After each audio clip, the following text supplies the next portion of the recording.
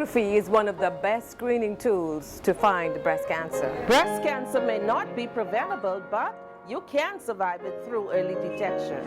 If you're a mother or grandmother, sister or best friend, aunt or cousin, we encourage you to know your risk, make healthy lifestyle choices, and to know what's normal for your body. Get screened, get your mammogram annually. We did!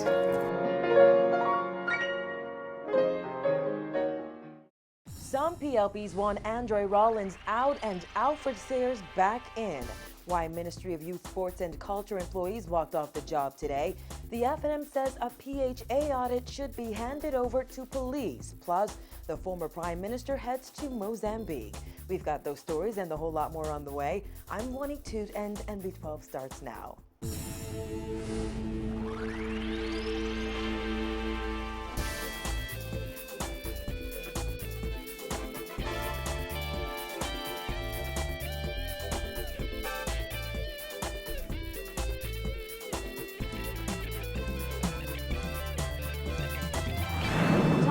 Tonight, as embattled Fort Charlotte MP Dr. Andre Rollins continues to butt heads with members of his own party, Progressive Liberal Party Chairman Bradley Roberts revealed last night that he has already approached former Fort Charlotte MP Alfred Sears about running on that party's ticket in that constituency once again.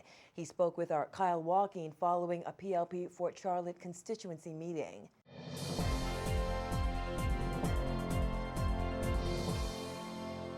PLP Chairman Bradley Roberts says based on the discussions held in this meeting tonight, it appears as though Fort Charlotte constituents speak in unison when they say they want Fort Charlotte MP Dr. Andre Rollins gone. PLP Chairman Bradley Roberts says he has already approached former Fort Charlotte MP Alfred Sears about coming back to his old constituency. This, he says, after members of their branch said they've had it with Rollins. Mr. Sears, yes, I saw him recently and I told him that it was indication for his return. And he says, well, he had to step aside to try and regularize his financial position, and that he's working assiduously to do that. And if it is the wish of the people of Fort Charlotte, who is he to deny their wish? Sears represented Fort Charlotte for 10 years before Rollins was elected as his successor. For weeks, Rollins has raked the government over the coals regarding several issues. Most recently yesterday when he said perhaps the Prime Minister is afraid that if the constitutional referendum on gender equality fails, that he may have to resign. Well, here's what Roberts thinks of his comments. Absolute arsenality. Now, because the meeting wasn't open to the public, our news team was told to stay outside. However, several members could still be heard expressing their displeasure with the Fort Charlotte MP. Roberts says the 38 people present at last night's meeting represent the nucleus of their Fort Charlotte branch, and they speak in unison when they say they want Rollins gone. They are in unison with respect to their dissatisfaction and rejection of his antics in the House of Assembly. And they have expressed a desire to see the back of him. According to Roberts, with regards to the constitutional amendment bills, Rollins, as well as a few others, have a bit too much to say. To me, they seem to be engaged with this lawyer's advice against the next lawyer's advice and so on. We got too many damn opinion being injected into the situation.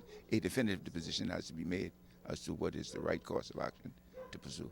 Rollins could not be reached for comment up to news time. Meanwhile, the 7-member committee appointed by the chairman to decide his fate, Roberts said should have a recommendation handed to the party's leadership as soon as possible. Reporting for NB12, I'm Kyle Joaquin. South Beach MP Cleola Hamilton slammed Rollins in the House of Assembly this afternoon. She suggested that he is a turncoat and accused him of trying to dismantle the party that welcomed him with open arms. Hamilton at no point called Rollins' name, but insisted that if one wishes to leave the party, then they should go ahead and leave instead of trying to be fired. I believe this tactic is called scorching the earth, Mr. Speaker. It appears that those of us who desire to leave the party, but rather than just leaving, we are trying to force the party to fire us.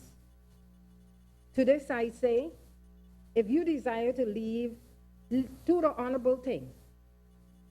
Garner up your testicular fortitude and leave. Hamilton compared Rollins' attacks on the party to one of Shakespeare's plays, adding the party sees the dagger coming. What is the price to those of us who seek to carry out such obvious backstabbing method of politics? What is the price for what appears to be trying to force the PM to resign.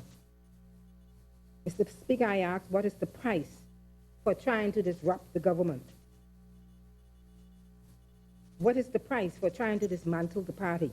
Free National Movement Deputy Chairman and prominent physician Dr. Dwayne Sands is demanding that a public hospital's authority audit be reviewed by the Attorney General's office and turned over to police if there is evidence of wrongdoing. He says Bahamians deserve an explanation following the report, which alleges a culture of corruption and slackness. If indeed the findings of this audit are correct, then it should be turned over to the Royal Bahamas Police Force after review by the Attorney General, and let the chips fall as they may. Sands called the forensic audit of the PHA's pharmaceutical drugs and medical supplies absolutely outrageous, earth-shattering, and alarming. He says someone should be made to account for the gross mismanagement of public funds. However, he has no confidence in the Christie administration's ability to address this matter. If there has been any illegal activity, everybody that had carriage of this matter should be made to account, and whatever penalties apply ought to apply. Again, I don't have confidence that that is going to happen. Somebody may get a slap on the wrist. If you remember, we had this very expensive audit of NIB, $861,000. Whatever happened with that? Nothing happened with that. And I suspect that we won't hear anything about it anymore. The forensic audit obtained by the Nassau Guardian reveals that at the end of 2013, there was a $10 million difference in pharmaceutical inventory between the physical count and what is reflected in Princess Margaret Hospital's computer system. It also alleges that PHA funds may have gone to a shell company and invoices for drugs were altered. Sands says that's what happens when a facility is run like a petty shop. It allows opportunities for people that are less than honorable to take advantage, and quite frankly, they do. So some of this so-called $10 million may indeed represent corruption, but I suspect that more of it is a result of an inability to account. However, he did take issue with the portion of the report which alleges that nurses do not record dispensed drugs, disobey the director of physicians, and provide different doses to patients, and hoard drugs and supplies. Sands, who is a cardiothoracic and vascular surgeon at PMH, says nurses should not be used as scapegoats. A registered nurse who has responsibility for maybe 15, 20, 25 patients, and she has to provide medication every 3 hours, every 4 hours, every 6 hours, every 8 hours to all of these patients. She expects to get those medications from the pharmacy. Oftentimes, it turns out that the drugs are simply not available. Now, she has a choice. She can write in her logbook, not on ward, not available. Or she can say, as a medical professional, what else can I give this patient? Sands says the question is what will officials do about it. He suggested using this opportunity to fix this problem. In other news, opposition leader Dr. Hubert Minnis has accused National Security Minister Dr. Bernard Nottage of trying to blame the FNM for the delayed vote on the constitutional amendment bills in the House of Assembly. Dana Smith reports.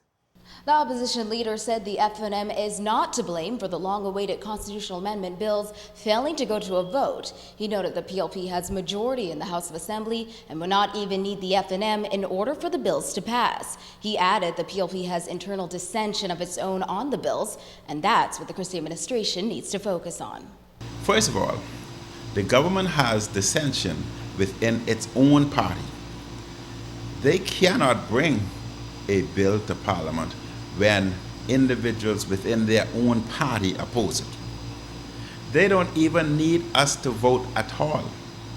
They must stand up like men, be big men and women, take responsibility. They are the government. Govern. According to Nottage, the vote was delayed because the government is concerned some opposition MPs are not prepared to support Bill Number 4, which seeks to make it unconstitutional to discriminate based on sex. Nottage said even if the fourth bill were to pass with 3/4 majority, it would still give the public perception the opposition is seriously divided on the issue, and bipartisanship is essential to the referendum's success. While Minnis noted a few PLP MPs have expressed concerns of their own, such as Greg Moss and Andre Rollins. Minnis questioned why that isn't a bigger issue when it comes to public perception. People must take responsibility for themselves, You cannot continue to blame others. If they want to bring a bill forth, they must have complete agreement within their party. They must get their own house in order first. They know that the dissension within their party will send a message. How can you ask the people to vote for something when there are men within your own party that does not support it? That's sending out a bad message. So don't try and blame the FNM. The problem is within the PLP.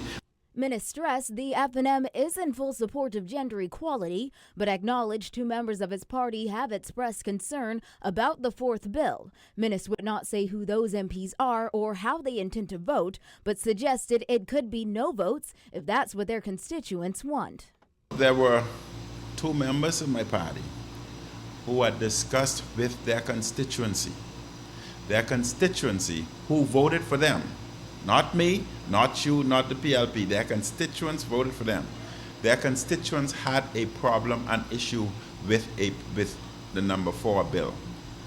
And therefore, I told them to discuss it further with their constituents. But if that's how your constituency feel, they are the ones who put you there. And they are the ones who will keep you there. You represent them.